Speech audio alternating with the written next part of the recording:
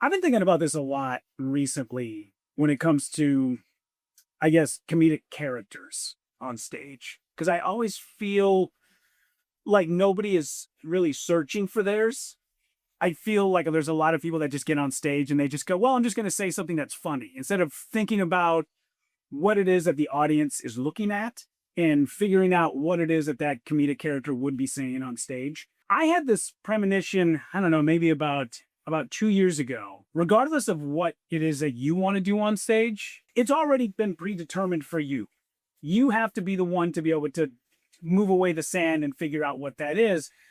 And even if you want to go out and be that guy who's the deadpan guy, you want to be the one-liner guy, you want to be the guy who's like super over wacky, the audience will never laugh until you figure out exactly what it is that your predetermined comedic character already is. I completely agree. What audiences teach you what your clown is. Mm-hmm. And there's a profound difference between pandering to an audience's taste and learning from the audience who you are. And I want to elaborate on that. When a comedian walks in a dressing room and goes, what do they like?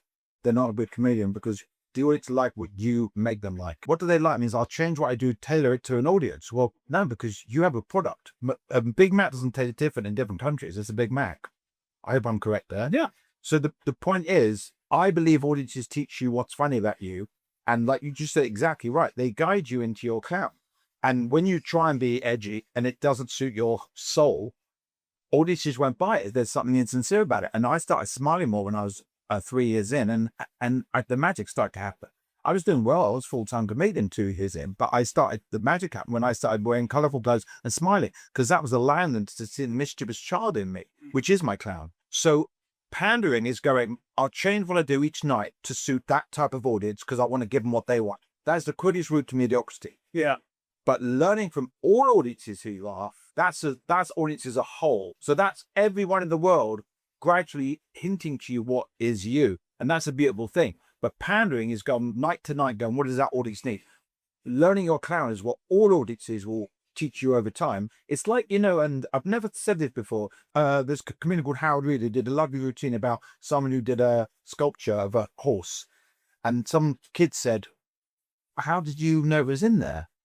And he said, well, I just trusted and I found it. So I would back that with the chisel to see if I could find anything else. And there wasn't anything, not even 1 centimeter big, to see that. But the idea of saying, I trusted it was in there. And what that analogy, that description popped in my head when you described the persona thing, because you're chipping about yourself based on what they're teaching you. They teach you. Yeah, it's a science experiment. And I don't think there's enough people that have figured that out yet. They don't learn from it. I've seen people go up and do the same joke over and over and over again, and it goes nowhere.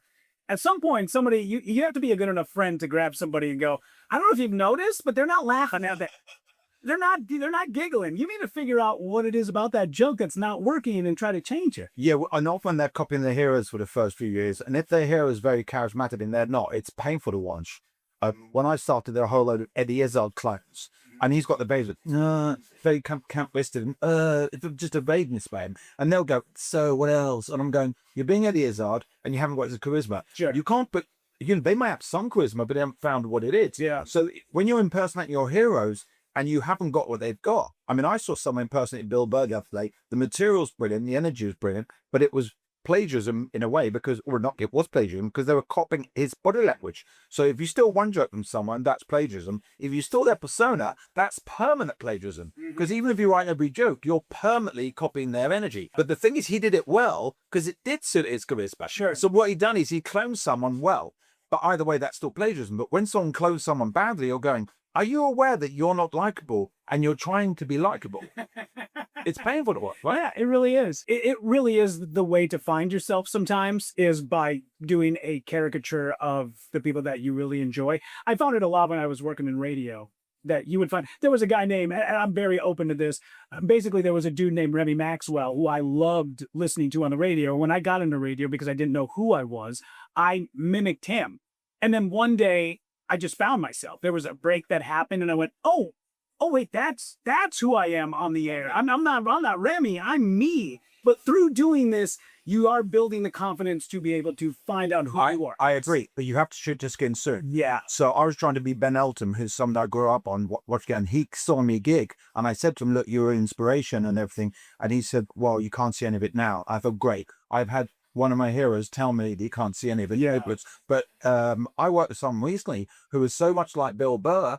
They were doing his cadence off stage in an English accent. I get a lot of people who say I sound like Brian Callen. You know Brian Callen? I say he kind of rolls into Joe Rogan, atmosphere. And every time I see that thing where they go, "Oh, he's just doing an impression of Brian Callen." I like Brian Callen. He's a good dude. I think I would probably choose a different comic to rip off than Brian Callen. You'll say he's not very good, Well, I like him. He's funny. But if I was going to steal from somebody, it wouldn't be somebody who was... Did you watch it? There's no good way of taking this. Why would I steal from him? Why would I steal from him?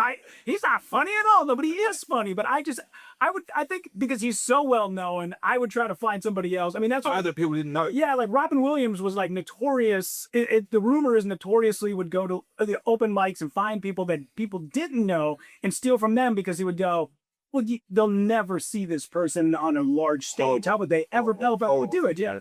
Sorry, I know he's dead. Horrible thing to do. Absolutely. It's such the golden rule is you don't steal someone's stuff. It's the golden rule. Yeah. That's a sign of ambition. And the thing is, when someone breaks the rules of an industry because they're ambitious, that shows they're unstoppable. It's like, no, I don't play by the rules because I just want to be big. A TV producer doesn't care. If you go see the young comic, Robin Williams, he actually stole it from a club comic who you've never heard of who's doing unpaid work. They'll go, "I don't care." A TV producer doesn't sit like that. No, So you're breaking the rules of an industry for a bigger picture. And, there probably people will watch this go, "How dare you?" And some Robin Williams. Just because you're one of the greatest stand-ups ever, it doesn't mean your crime's not a crime. It's not how it works. You could go to another country. You could go to Germany and get something translated instead, and no one's going to know. Because how many comedians in the States speak German and have seen that comedian? Yeah, and how many times do you go to another country and there's Britain's Got Talent, America's Got Talent, Japan's Got Talent. They're all just they figured out what formula works and they just steal from each other. Oh, right. Well, America stole our sitcom Office. Yeah. You know what else? Oh, tell me. Sanford and Son. Did you know that? No way. Steptoe and Son. Okay. Yeah, and it's written by Gorton and Simpson, who also wrote Hancock's Half Hour.